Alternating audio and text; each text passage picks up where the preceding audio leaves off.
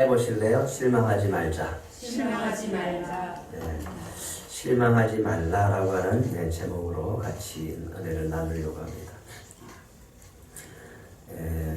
유치원에 두 아이가 있는데 한 아이를 A라고 지칭하고 또 다른 아이를 B라고 지칭을 한다면 A라고 하는 아이는 항상 징징대요. 선생님 앞에서 징징대고 아이들 앞에서 징징대고 쉽게 마음이 상하고 툭하면 서럽게 막 울어대는 아이입니다. 친구들과 사이 좋게 놀지도 못합니다. 자주 애들이 자기가 놀아주지 않는다고 이렇게 서럽게 울면서 그렇게 지냅니다. 장난을 쳐도 친구가 자기를 때린다고 생각하고 그렇게 울기도 합니다. 아이들과 잘 어울리지 못하니까 항상 구석에서 웅크려서 있는 모습을 자주 발견하게 되어집니다. 이 아이는 아침마다 엄마와 떨어지기 싫어서 한바탕 전쟁을 치르고 나서야 유치원에 들어가게 되어집니다. 그렇게 울고불고 하면서 겨우 들어가서 하루를 지내게 되는데 이 아이는 이렇게 생각을 해요. 아이들이 나를 무시한다. 힘도 없는 자기를 친구들이 괴롭힌다 라는 그런 피해의식 속에 살아가게 되어집니다. 그리고 자신을 이렇게 생각을 해요. 나는 예쁜 아이가 아니야. 아이들은 나를 사랑하지 않아. 나를 좋아하지 않아. 이렇게 믿고 살아갑니다. 그러면서 자신을 부끄러워하고 스스로 실제 나는 아이라고 생각하고 살아갑니다. B라고 하는 아이는 좀 적극적입니다. 어떤 아이가 자기를 확 밀치면 가서 그 아이 앞에서 당당하게 따집니다. 그리고 항의합니다. 맞설 줄을 아는 거예요. 친구들과 잘 어울리고 처음 보는 아이와 잘 어울려서 놀기도 합니다. 친하게 잘 지냅니다. 부침성도 있습니다. 친절합니다. 그리고 새로운 놀이를 배울 때는 적극적으로 잘 배웁니다. 실패를 두려워하지 않습니다. 친구들과 어울려 노는 것도 즐거워합니다. 그리고 스스로 이런 믿음을 가집니다. 저 아이들은 나를 좋아할 거야. 두 아이가 좀 많이 다르죠? 두 아이의 성격이 이렇게 다른 이유가 자신을 어떻게 바라보느냐라고 하는 관점에서 다르다라고 하는 거예요. 자기 스스로 나는 아이들이 나를 싫어할 거야. 그런 관점을 가지면 남들과 어울리기가 힘들고 인간관계 맺기가 힘들지만 저 사람은 나를 좋아할 거야. 저 애들은 나를 좋아할 거야 라는 믿음을 가지고 살면 적극적으로 부침성이 있고 또 친절하고 잘 노는 인간관계를 잘 맺는 아이가 된다라고 하는 겁니다. 큰 차이가 있습니다. 자기 스스로 자기를 가치 있게 여기느냐 자기를 무가치하게 여기느냐에 따라서 큰 차이가 난다라고 하는 겁니다. 자기 자신을 가치 있게 여기는 아이는 인간관계를 잘 맺지만 자기 자신을 무가치하게 여기는 아이는 인간관계를 잘 못 맺는다라고 합니다. 자기 자신을 가치 있게 보는 사람은 자신감이 있어요. 긍정적입니다. 도전합니다. 희망을 갖고 살아요. 믿음을 갖고 살아갑니다. 하지만 자신을 무가치하다고 생각하는 사람은 늘 소심합니다. 두려워합니다. 부정적이에요. 실패를 두려워서 도전하기가 힘듭니다. 그러면서 항상 이런 말을 해요. 아니 나는 안 돼. 나는 안 돼. 그러면서 우울한 인생을 살아가게 되어집니다. 그런데 자기 자신을 가치 있게 바라보는 아이에게는 이런 믿음이 하나 있다고 합니다. 어떤 믿음이냐면 엄마는 나를 좋아해. 엄마는 나를 좋아해. 이런 믿음 때문에 아이는 자신감을 갖는다고 합니다. 자기가 필요한 것이 있을 때 나는 엄마를 찾아가면 엄마는 항상 나의 필요를 채워주시는 분이야 라고 하는 그런 믿음 때문에 그 아이는 이 세상을 당당하게 살아간다고 하는 겁니다. 즉 아이에게 엄마는 나를 좋아해, 엄마는 나를 사랑해 라고 하는 믿음 때문에 아이의 자존감이 높아진다는 거예요. 주님은 우리를 사랑하심을 믿으시기 바랍니다. 주님은 우리를 소중하게 여기시고 함께 하신 줄 믿으시기 바랍니다. 이 믿음이 있으면 우리의 자존감도 높아질 줄 믿습니다. 주님은 우리에게 항상 기도하고 낙심하지 말라라고 말씀하십니다. 그래요. 기도하고 낙심하지 말아야 돼요.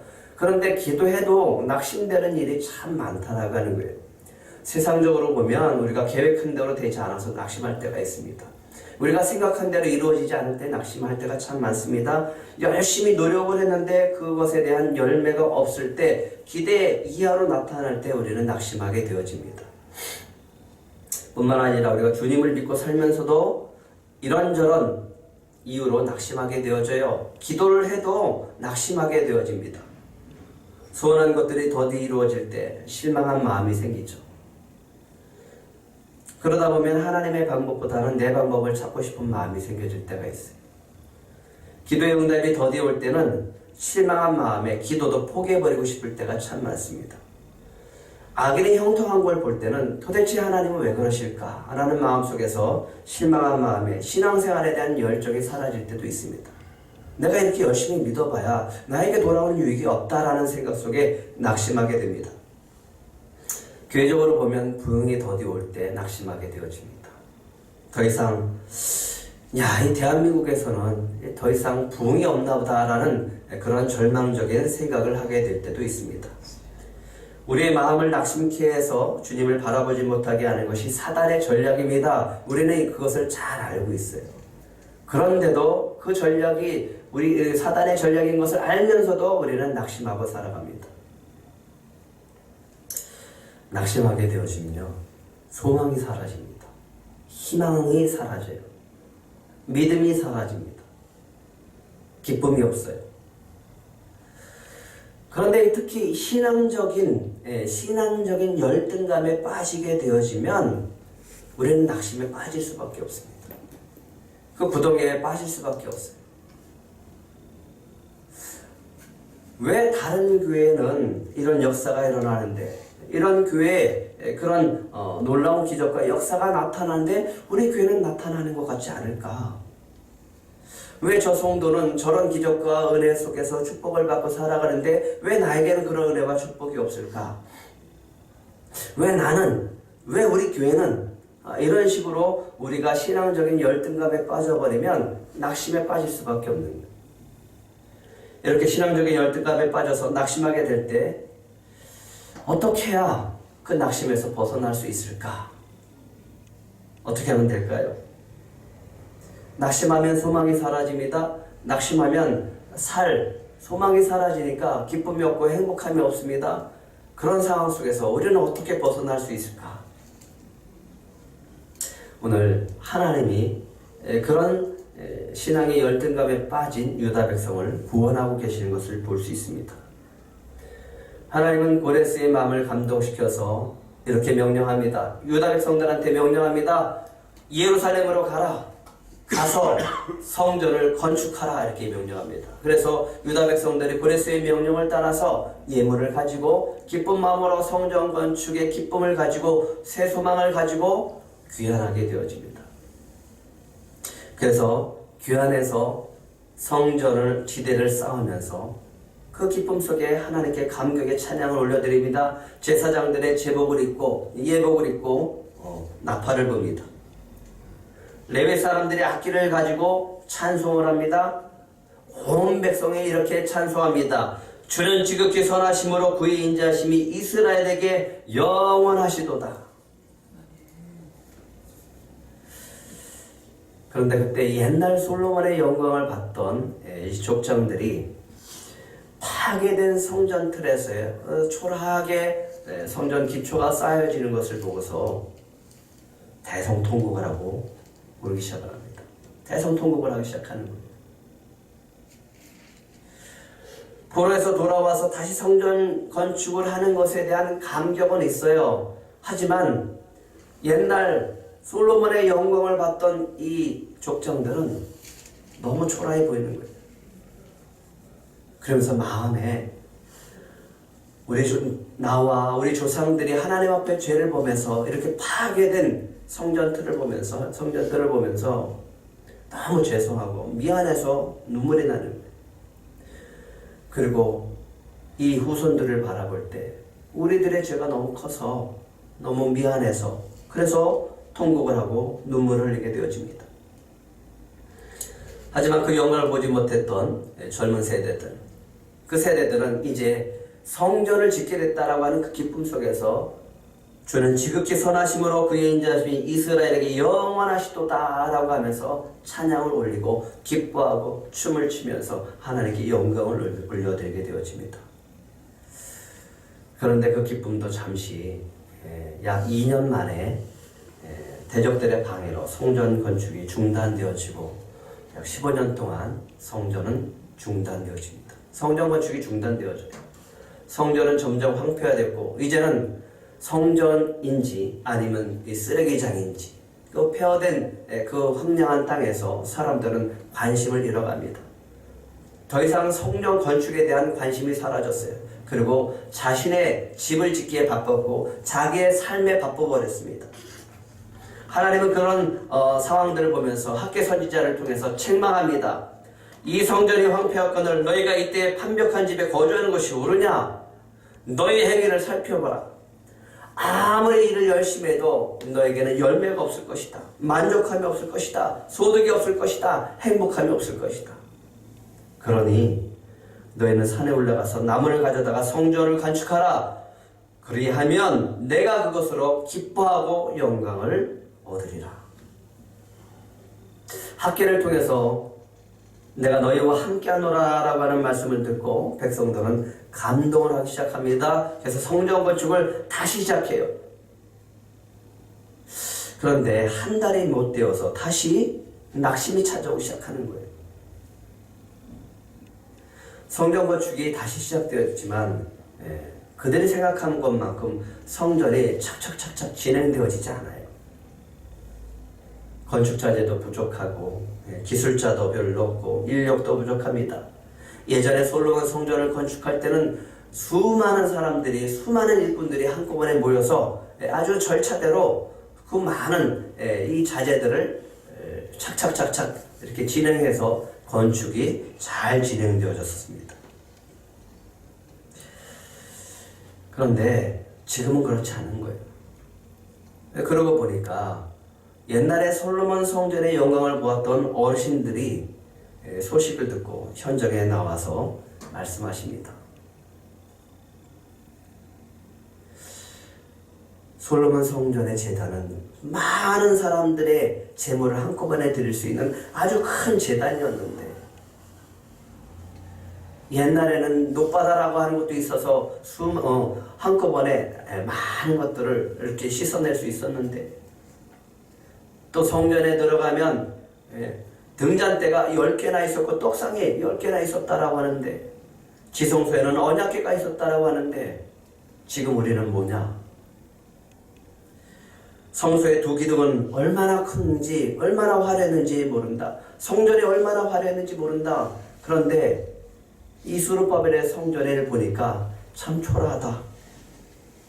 이래서 과연 하나님께서 예배를 제대로 받으실 수 있을까? 하나님의 영광이 이곳에 임할 수 있을까? 그러면서 계속 그런 말을 하십니다.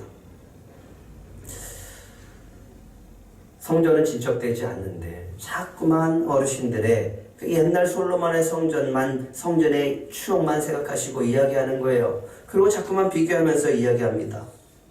그때 하나님께서 학개 선지자를 통해서 이렇게 질문하십니다. 3절 한번 같이 읽겠습니다. 시작. 너희 가운데 남아있는 자 중에서 이 성전의 이전 영광을 본 자가 누구냐? 이제 이것이 너희에게 어떻게 보이느냐? 이것이 너희 눈에 어떻게 보인다고요? 보잘것없지 아니하냐? 솔로몬 성전의 영광을 보았던 사람들은 지금 짓고 있는 이 성전이 정말 초라하게 보이는 거예요. 이런 생각까지 드는 거야. 이런 성전을 지어서 뭐 할까? 과연 이렇게 초라한 성전에 하나님의 영광이 임하고 우리의 예배를 제대로 받으실까? 여러분 언제 여러분 자신이 초라하게 보이십니까?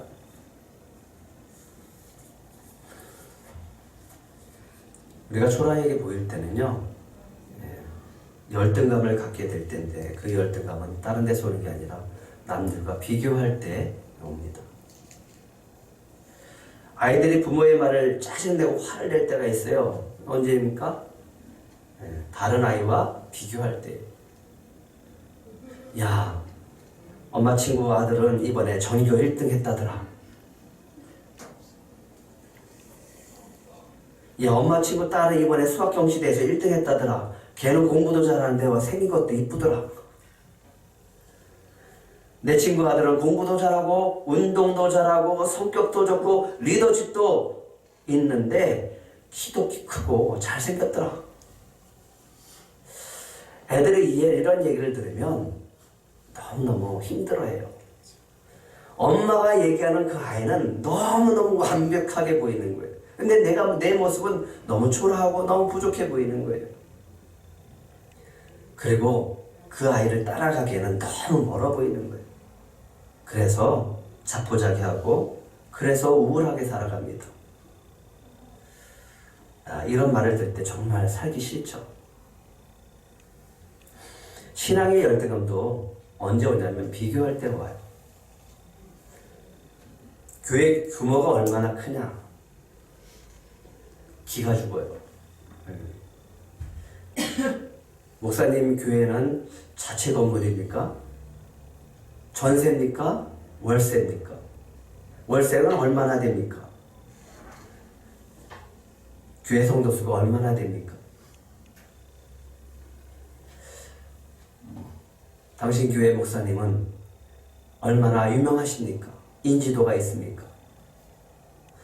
이런 것을 얘기하고 서로 비교가 되어질 때는 목회자이지만 굉장히 열등감을 갖게 되어지고 참 속상할 때가 많습니다. 사람들이요, 작은 교회, 개척교회라고 하면 관심을 갖는 것 같지만 사실은 관심이 별로 없어요. 우리만 관심을 있는 것처럼 얘기합니다. 근데 관심을 갖는 분들이 있어요. 뭐라고 얘기하냐면, 개척교회, 작은 교회, 어려워서 어떡해요? 이래. 마치 작은 교회, 개척교회는 다 어려워서 자신들이 도와줘야 될 것만 같은 그런 뉘앙스로 얘기하시는 분들이 참 많아요. 우리 도와달라는 적 한 번도 없었어요. 근데 본인들이 그런 얘기로 얘기합니다. 얼마나 힘드십니까? 아니, 행복해요, 기뻐요. 그런데 그런 말을 들을 때 내가 힘들어해야 되나? 내가 어려워해야 되나? 이런 생각이 들 때도 더 많아요. 그런데 그렇게 얘기하는 사람 치고 실질적으로 정말 관심을 갖고 도와주는 분들이 별로 없고 말뿐인 사람들이 참 많더라고요. 주님은 학기 선지자를 통해서 유다 백성에게 물으십니다. 이것이 너의 눈에 어떻게 보냐? 보잘것없지 아니하냐. 너희들이 보기에도 초라하지 아니하냐. 하나님이 이전 솔로몬 성전과 비교해서 그렇게 초라해 보이는 성전을 건축하면서 실망하고 낙심하고 있는 유다 백성들에게 오늘 희망의 말씀을 하십니다. 4절입니다. 시작. 그러나 여호와가 이르노라 스룹바벨아 스스로 굳세게 할지어다 여호사닥의 아들 대제사장 여호수아야 스스로 굳세게 할지어다 여호와의 말이니라 이 땅 모든 백성아 스스로 굳세게 하여 일할지어다 내가 너희와 함께하노라 만군의 여호와의 말이노라. 아멘. 현대어 번역본을 보면요 더 은혜스럽습니다. 한번 더 같이 읽겠습니다. 시작. 그렇지만 스룹바벨아 실망하지 말아라. 그리고 대제사장 여호수아야 실망하지 말아라. 이 땅의 모든 백성들아 실망하지 말아라. 힘을 내어라. 너희는 계속 일을 하여라. 내가 너희와 함께 하겠다. 온 세상의 주인이신 여호와께서 말씀하셨다. 할렐루야. 실망하지 말라는 거예요. 힘내라라고 하는 거예요. 그리고 계속 나아가라. 내가 너희들과 함께 하리라. 성전이 초라해 보이니까 마치 하나님도 함께 하시지 않을 것 같은 마음이 드는 거예요. 하나님의 영광이 임하지 않을 것 같은 거예요. 하나님도 기뻐하지 않을 것 같은 거예요. 예전처럼 하나님의 영광이 나타나지 않을 것 같아요. 제사나 제대로 받으실까? 우리 제사나 이거 제대로 받으실까? 우리의 예물이나 제대로 받으실까? 우리가 예배나 제대로 드릴 수 있을까? 근데 하나님께서 말씀하세요. 수르바벨아, 여호수아야, 온 백성들아, 실망하지 말아라. 힘을 내라. 내가 너희와 함께하리라. 너희가 보기에 아무리 초라해 보일지라도 나는 너희들과 함께할 것이고 이 성전에 내가 임할 것이다 라고 말씀하십니다. 그러니까 뭐 하지 말아라? 실망하지 말아라. 낙심하지 말아라. 주님은 우리가 초라함을 느끼면서 실망하는 것을 원하지 않아요. 주님은 신앙의 열등감에 빠져서 우리가 낙심하고 있는 것을 원하지 않습니다. 우리는 신앙의 열등감에 빠져서 교회가 작고 초라해 보이지만 그래서 사람들 앞에서 하나님 앞에서 기가 죽고 살아갈 때도 있습니다. 왜냐하면 스스로 작게 보이기 때문에 그렇습니다. 하지만 하나님은요, 너의 교회가 얼마나 크냐, 너의 교회 목사가 얼마나 유명하냐, 아니 너의 교회가 얼마나 작느냐, 여기에 관심을 두지 않습니다. 여기에 초점을 두지 않아요. 주님은 우리의 심령이 주님을 향하고 있느냐, 거기에 관심을 두세요. 너희가 과연 너희의 마음을 나에게 두고 있느냐, 여기에 관심을 두고 계세요. 솔로몬 성전의 영광이 아무리 컸어도 어떻게 됐어요? 파괴됐습니다. 왜요? 이스라엘 백성들의 죄로 가득하니까 그 성전을 하나님이 파괴시켜버렸어요.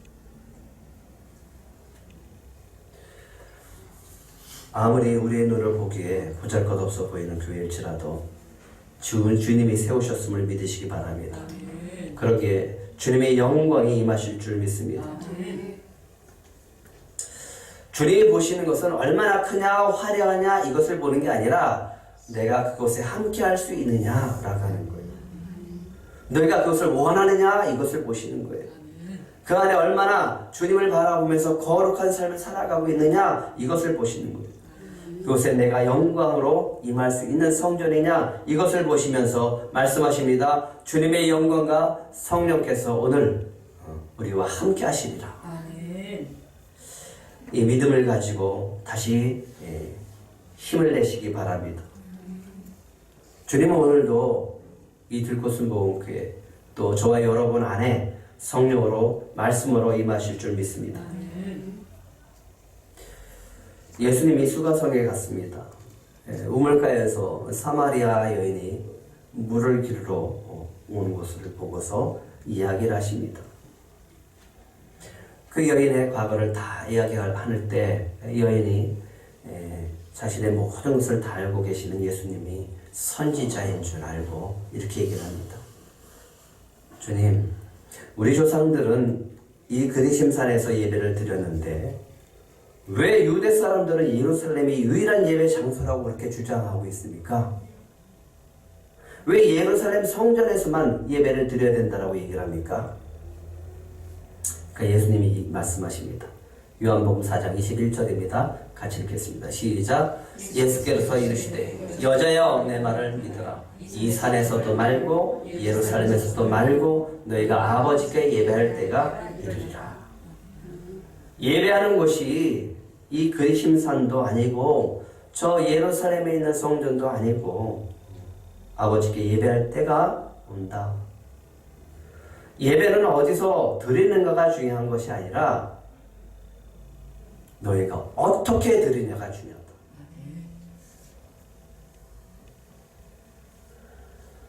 열등감이 심한 사람들은 자기에게 속한 것을 가치 없게 여긴다고 합니다.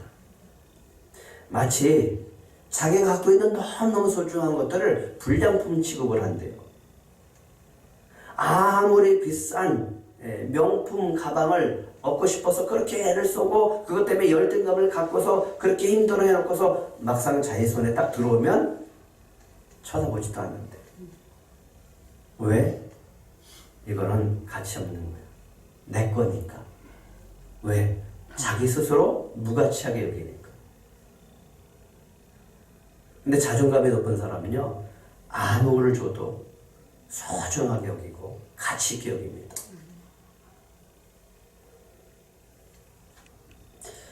주님이 우리를 보시기에는 너무너무 소중한 존재들이에요. 그런데 우리는 스스로 자꾸만 가치가 없다고 생각해요. 사랑받지 못한다고 생각합니다. 그래서 열등감에 빠질 때가 참 많습니다. 하나님 유다 백성의 보기에 보잘것없어 보이는 그 성전이 얼마나 크고 화려한 성전인지 눈으로 바꿔줍니다. 그들이 보기에는 보잘것없지만 영적인 눈을 떴을 때 그 성전이 얼마나 크고 화려한 성전인지. 7절입니다. 같이 읽겠습니다. 시작. 또한 모든 나라를 진동시킬 것이며 모든 나라의 보배가 이르리니 내가 이 성전의 영광이 충만하게 하리라. 내가 이 성전의 영광이 충만하게 하리라. 만군의 여호와의 말입니다. 크고 화려해서 정말 우리 눈에 보기에 화려한 그런 성전이 정말 크고 화려한 성전이 아니라 하나님의 영광이 충만한 성전이 정말 크고 화려한 성전이다라는 거죠. 교회의 규모가 크고 작고 따라서 주님의 영광도 크고 작은 것은 아니에요. 비록 우리가 보기에 초라해 보일지라도 작은 교회일지라도 주님이 함께 하시고 주님의 영광이 가득히 채워지는 그런 성전이 되기를 소망합니다. 아멘. 그게 진짜 큰 성전입니다. 아멘. 성전 건축이 다시 시작되어졌습니다. 유다 백성이 두려워하는 일이 또 발생하기 시작해요. 끊임없이 우리를 낙심하게 하는 것이 사단이에요. 무슨 일이 또 벌어지냐면 이제 성전 건축이 한 달째 못 돼서 계속 성전 건축이 이루어지고 있는 상황에 대적들이 또 나타나는 거예요. 유브라데 건너편 총독이 부하를 데리고 와서 이야기합니다. 누가 이 성전을 건축하라고 명령했느냐? 그렇게 위협을 하는 거예요. 그 말만 들어도 가슴이 철렁해요. 아, 뭐야? 또 대적들이 방해하네? 또 성전이 건축되는 게 중단되는 건 아니야? 라고 하는 두려움이 또 찾아오는 거예요. 우리는 믿음을 가지고 하나님의 성전을 지어갈 때 이렇게 생각해야 돼요. 대적은 반드시 나타난다.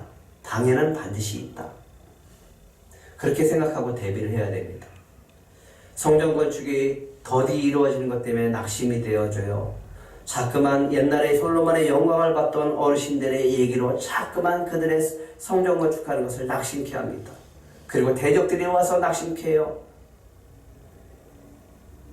하나님이 굳세게 해라, 계속해서 일을 해라라고 말해도 마음은 그런데 주변에 있는 사람들, 현실을 바라보고 주변에 있는 사람들의 그 말들 속에서 자꾸만 낙심이 되어지는 거예요. 사단이 우리를 실망시키고 낙심케 하는 것이 전략입니다. 그 전략 가운데 하나가 뭐냐 하면, 우리를 낙심케 하는 전략 가운데 하나가 뭐냐 하면 비교하게 하는 거예요. 남들과 비교하고 옛날 것과 비교하고 그래서 옛날이 좋았다라고 얘기하고 과거에 묻히게 하고 남들과 비교해서 우리가 초라하게 보이고 남들과 비교해서 우리가 못났고 무능력하게 보이게 만들어서 낙심케 해서 주님의 일을 감당하지 못하게 하는 것이 사단의 전략입니다. 신앙적인 열등감을 갖게 해요. 왜 나는 이러면서 하나님 앞에 낙심해서 주님의 일들을 감당하지 못하게 합니다. 그런데 하나님께서 그때 말씀하십니다. 5절입니다. 시작. 너희가 애굽에 나올 때 내가 너희와 언약한 말과 나의 영이 계속하여 너희 가운데 머물러 있나니 너희는 뭐하지 말라? 두려워하지 말라. 내가 출애굽을 할 때 시내산에서 너희가 무슨 약속을 했냐? 너희는 모든 민족 가운데 내가 택한 백성이고 내가 사랑하는 백성이고 너는 제사장 나라가 될 것이며 거룩한 백성이 되리라 라고 약속해 주셨어요. 그리고 말씀하십니다. 너희들 가운데 성령이 임하고 그 성령이 너희들과 함께하리라. 그러니 뭐하지 말라? 두려워하지 말라. 왜 자꾸만 낙심하느냐? 성령이 너희들과 함께하고 하나님의 약속의 말씀이 너희를 붙들고 있으니 두려워하지 말라라고 말씀하십니다. 두려워하지 말아라. 나는 만군의 여호와입니다. 성전 건축의 대적들에 의해서 다시 중단될까 봐 두려워하는 백성들에게 말씀하십니다. 조금 있으면 내가 천지를 진동시킬 것이다. 조금 있으면 내가 천지를 진동시킬 것이다. 모든 나라를 진동시킬 것이다. 두려워하지 말지어다. 나는 만군의 여호와니라. 성전 건축하는데 여러 가지를 부족해서 진척이 더뎌요. 그래서 낙심해요. 그래서 하나님이 말씀하십니다. 8절에서 너희는 두려워하지 말지니라. 은도 내 것이고 금도 내 것이다. 나는 만군의 여호와니라. 세상을 진동시켜서 하나님이 보배를 그곳으로 가져오게 하시리라. 신앙의 열등감을 빠져서 낙심하게 되면요, 의욕이 상실되어져요. 주님, 내가 일을 해서 뭐합니까? 기쁨이 없어요. 주님, 내가 이렇게 했는데 제 안에 만족이 없습니다. 기쁨이 없습니다. 소망이 이러하고 기대하는 마음이 사라져갑니다. 설레는 게 없어요. 하나님을 향한 기대하는 마음이 없어요. 그리고 그냥 형식적으로 빠지고 그렇게 했던 일 하지 않으면 안 되니까 그냥 억지로 끌려가다시피 하는 그런 삶을 살아가게 되어집니다. 혹 오늘 신앙의 열등감 때문에 소망이 사라져버렸다면 이 말씀을 붙들어 보시기 바랍니다. 따라해 보실래요? 너희는 두려워하지 말지어다. 나는 만군의 여호와니라. 이 말씀을 붙들어 보시기 바랍니다. 너희는 두려워하지 말지어다. 나는 만군의 여호와니라. 가끔 꿈과 믿음이 크신 목사님을 만나게 되면 제가 기가 죽어요. 교회 건축을 위해서 기도하십니다. 땅 대지 몇백 평, 몇천 평. 교회 부흥을 위해서 표를 놓고서 표를 만들어요. 올해는 성도 몇천 명. 나는 왜 그 숫자도 못 만들까? 그냥 만들어 놓으면 되는데. 나는 왜 숫자를 못 만들까? 그냥 숫자라도 걸어 놓으면 되는데.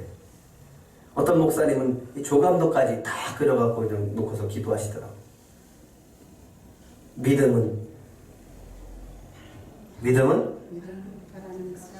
바라는 것들의 실상이요 보지 못하는 것들의 증거니라. 아니 말씀을 하면서 믿습니다 그러고 기도하시더라고요. 근데 왜 나는 그런 믿음이 없을까? 아니 숫자라도 한번 좀 적어보고 싶은데 왜 나는 그런 믿음이 없을까?